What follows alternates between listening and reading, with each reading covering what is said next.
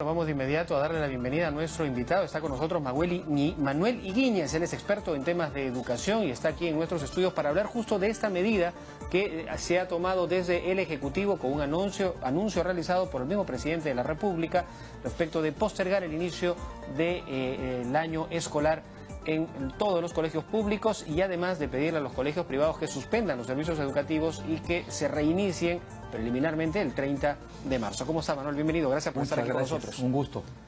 Bueno, ¿qué opina de esta medida que se ha tomado desde el Ejecutivo y ha sido anunciado hoy? Bueno, me parece que es absolutamente necesaria. En este proceso, que es inédito en muchos aspectos, nosotros estamos viendo lo que está ocurriendo en simultáneo a nivel mundial. Efectivamente. En consecuencia, nosotros tenemos una enorme ventaja, y es que las dificultades reales, cabe el presidente reconocer que hay que corregir ya, las podemos realizar viendo lo que está pasando ya en los países como China, Italia, España y Corea. En consecuencia, tenemos un espacio y un tiempo que nos permiten reaccionar para evitar daños mayores. Y esto es lo que ha pasado. Se han suspendido las clases. Y si esto a nivel internacional tiene cosas inéditas, nunca ha ocurrido así. El mundo no ha sido Italia mismo está en cuarentena, todo el país, por ejemplo, ¿no? Inclusive, nunca había tanta gente viajera en el mundo. Entonces, una epidemia ahora se contagia de manera mucho más veloz, porque el mundo se ha integrado más. Pero en el caso nuestro yo creo que es obvio que había que tomar que se ha tomado bien la medida, no es que me parece obvio, claro, pero que el Ministerio de Educación, el Ministerio de Salud ha sugerido adecuadamente al gobierno suspender la clase para evitar las aglomeraciones que nos permitan controlar los contagios. Ahora, y atender los casos de acuerdo a nuestra capacidad, porque si tenemos miles de casos, nuestro sistema de unidades de cuidados intensivos van a volar.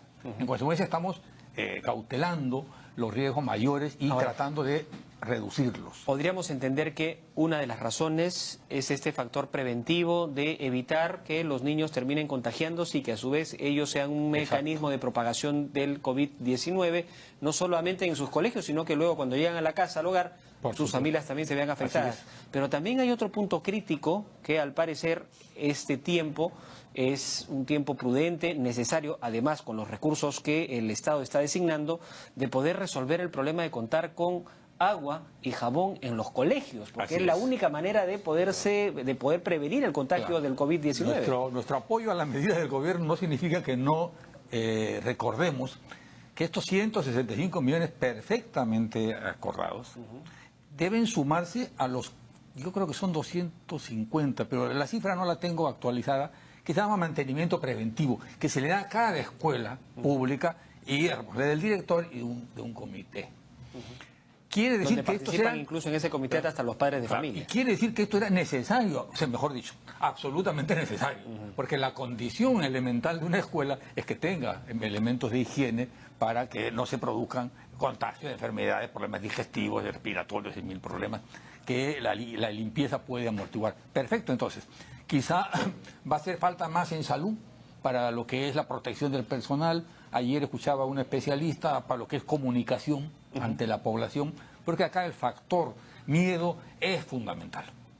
Nosotros podemos manejar gradualmente este proceso que se va a incrementar, según dicen, pero podemos tener un descontrol por la emocionalidad, y el miedo es tan humano como el valor, y más humano quizá, y más frecuente. En consecuencia, probablemente en salud hay que hacer mayores inversiones, pero yo no creo que eso está fuera de nuestro alcance. ¿Podríamos esperar entonces una medida importante, que esperemos que lo anuncien pronto, además de dotar los recursos necesarios para implementar kits de higiene, dotar de los elementos suficientes para los centros de salud, para los hospitales, porque terminan siendo los lugares donde la población más vulnerable justo concurre? Claro. Y donde todas las entidades públicas y privadas contribuyamos a que esos recursos elementales que deben ser habituales se instalen. En el caso de educación, me parece que ha sido una medida acertada, mientras tengamos esta postergación del inicio de clases en el sector público y esta suspensión en el sector privado que había iniciado, estamos en un proceso que tiene un costo, pero manejable. Lo que yo quisiera es sí poner mucho énfasis a no hablar de soluciones uniformes. Los ¿En colegios, qué sentido, por ejemplo? Por ejemplo, ¿cuántos colegios del Perú no tienen internet para poder reforzar actividades de los estudiantes monitoreados por el centro educativo o materiales educativos, recreativos que vienen del Ministerio de Educación, de la televisión nacional? Ustedes tienen un programa para niños de innovación. Un canal, en realidad, el canal IP, ¿no? Ese canal es un instrumento, por ejemplo, a utilizar, pero lo que tenemos que ver es que para lo que es recuperación, como ha dicho bien el ministro, hay una enorme cantidad de colegios que no tienen internet. En consecuencia, hay que diferenciar los procesos que se vienen.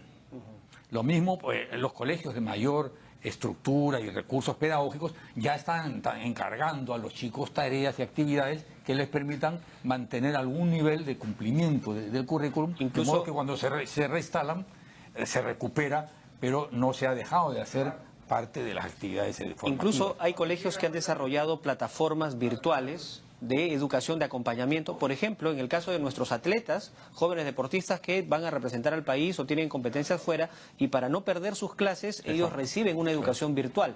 ¿Ese mismo mecanismo se podría implementar en los alumnos ahora que están suspendidas las clases? Lo que creo que hay que hacer es aprovechar la situación para avanzar.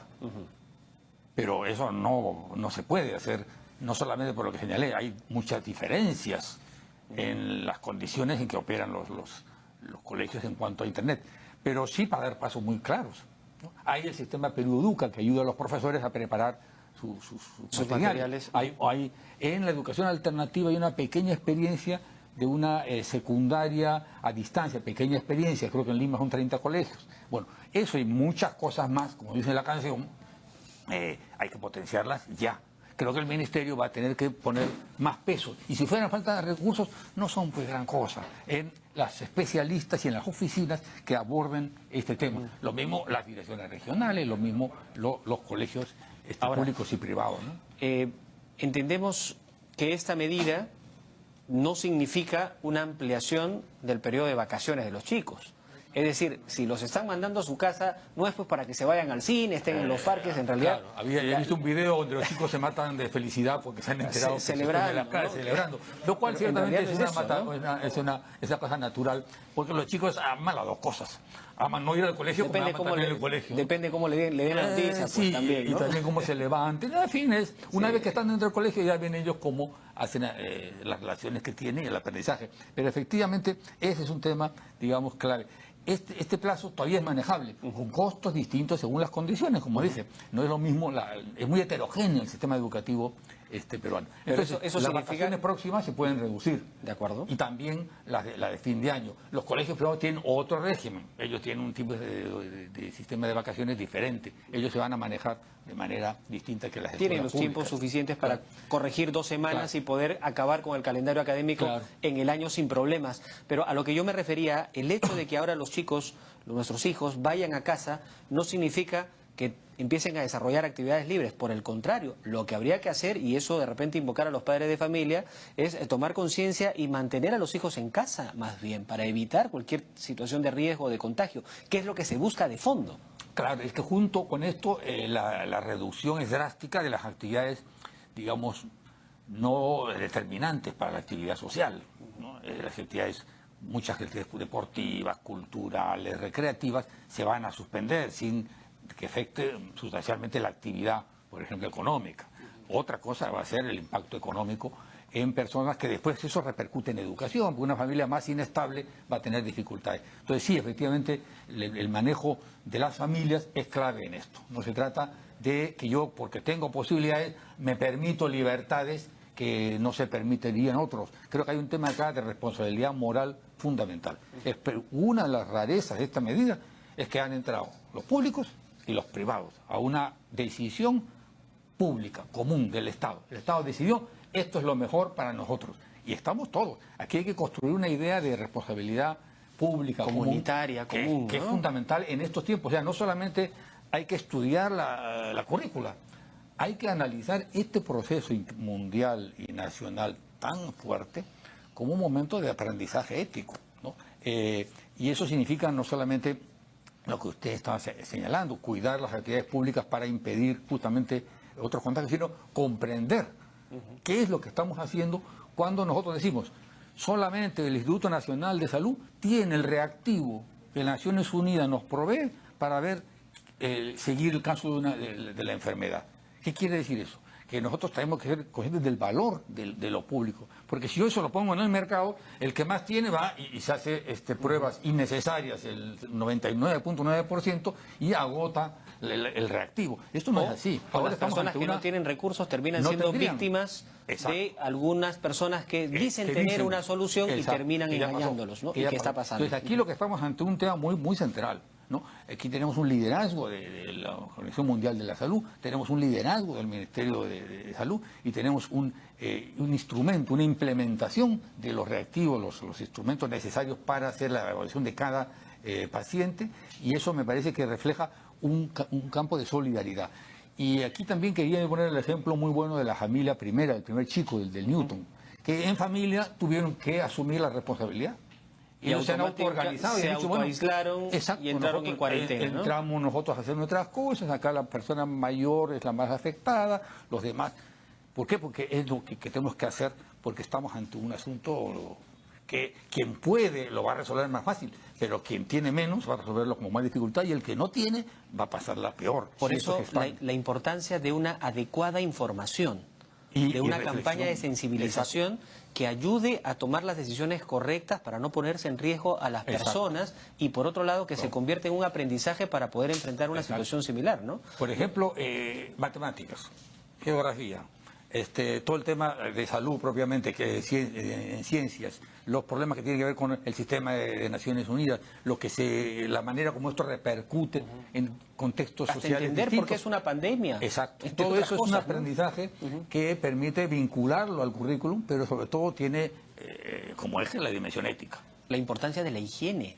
Eso que pareciera que recién la estuviéramos tomando en cuenta, ¿no? Nunca hemos sido tan preocupados por lavarnos las manos. Por lavarnos bien, y cómo es accesible a la actuación del ciudadano buena parte de la solución. Ahora, si las circunstancias siguen así, podemos tener un proceso controlable, que no rebase nuestros hospitales mientras los mejoramos, claro, que no rebase los servicios públicos mientras los vamos invirtiendo más y respaldamos al personal de salud e informamos a la población. En ese sentido, esa es la ventaja de estar un poquito al margen, no tan pegado a Europa y no tan pegado a China, para poder darnos las medidas suficientes. Entonces yo no veo una cuestión catastrófica, aunque puede ser más difícil. Ahora, cuando se habla de un anuncio de una pandemia, en realidad la Organización Mundial de la Salud lo que está diciendo es a los ministros de salud, frente a esta situación y la propagación del virus en diferentes países, ya son 114 países involucrados con registros de casos de contagio, lo que tienen que hacer es tomar medidas como la que se está tomando en el Perú. Y así nada más tenemos que entenderlo, no tenemos que pensar que porque dicen que es una pandemia, ya pues es un tema de casi de una catástrofe humana en lo absoluto, ¿no? Podemos, yo creo, evitarlo justamente. Yo creo que además la dureza de las medidas que está tomando Italia, que ha tomado China y que seguramente están en Corea, en Francia y en España, permite justamente una reducción de la incidencia y un control de la mortandad, que está muy claramente controlada, digamos, ¿no? Es muy poca la mortandad.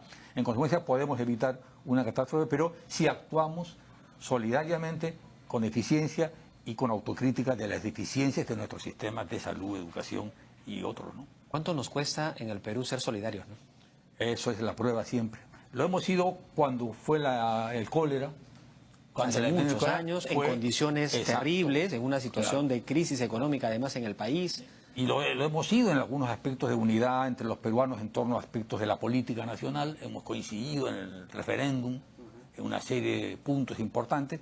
Pero yo creo que efectivamente no hemos aprendido suficiente a buscar formas de organización social, de representación de política como ciudadanos y de organización solidaria a la altura de lo que necesitamos. Y por eso esto puede ser muy importante también, o quizá principalmente por ahí, ¿no? Frente a una adversidad, encontrar una oportunidad de lecciones aprendidas que nos ayuden a construir una mejor ciudadanía que necesitamos en el Perú. Así es. Y eso es una reflexión sobre lo que estamos haciendo, sobre lo que estamos actuando, y no sobre lo que otros deberían hacer, que es muy fácil, ¿no? Eso es parte del asunto. Ahora, usted tiene experiencia en realidad conociendo el sector público en la gestión del sector educación, además.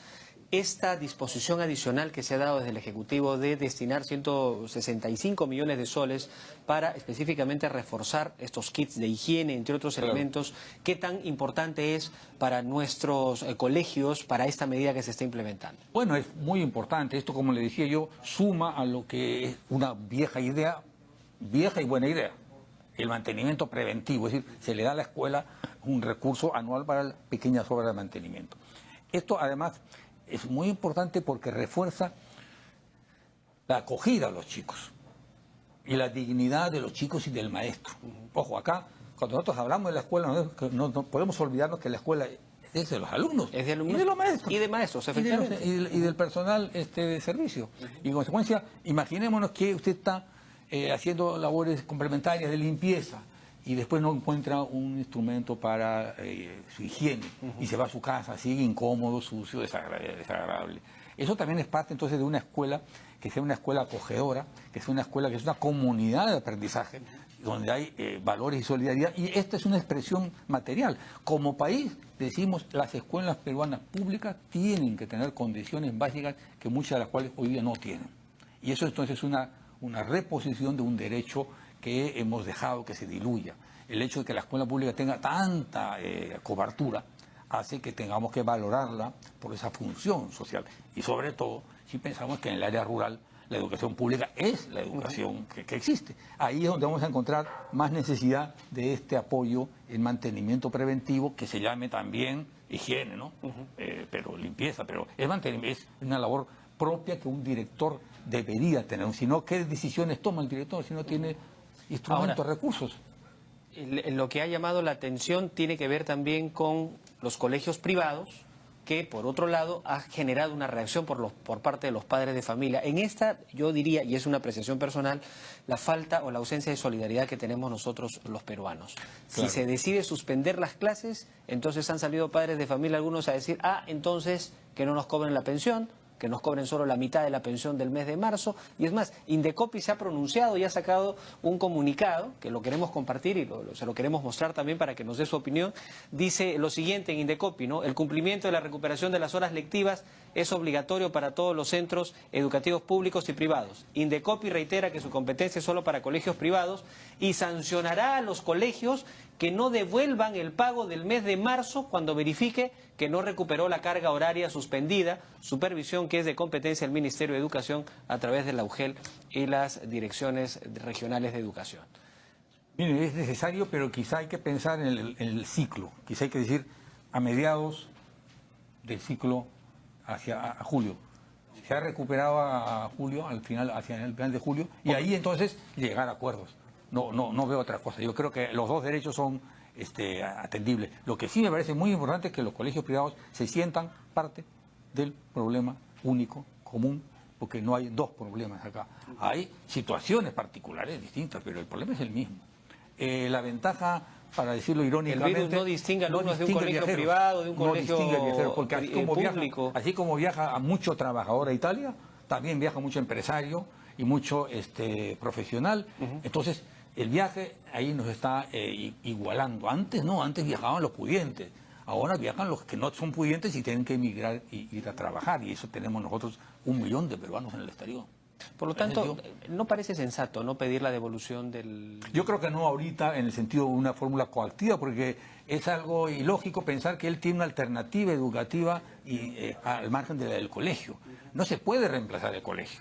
Lo que estamos hablando de estas diversas medidas muy interesantes de educación por internet y con trabajos y evaluaciones, lecturas, en fin, controles, videos entretenidos, en fin, todo esto no reemplaza la experiencia escolar, que es una experiencia, es una experiencia de intercambio. Es vivencial, es un aprendizaje. Eso no se puede reemplazar.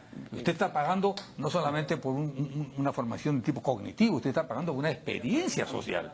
Y esperemos entonces que en este caso los colegios hagan las modificaciones necesarias para garantizar que al término del año se cumpla toda la currícula escolar, que es lo que nos debería interesar.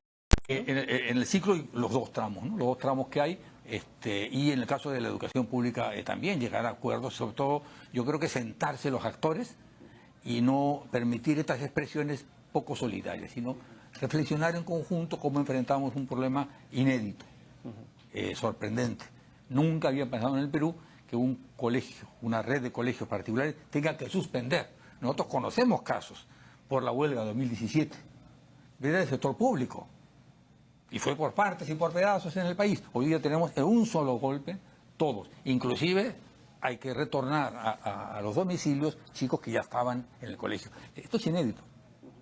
No podemos tener fórmulas mágicas, sino tenemos que construir colectivamente la salida a esto y vamos a hacerlo, ¿no?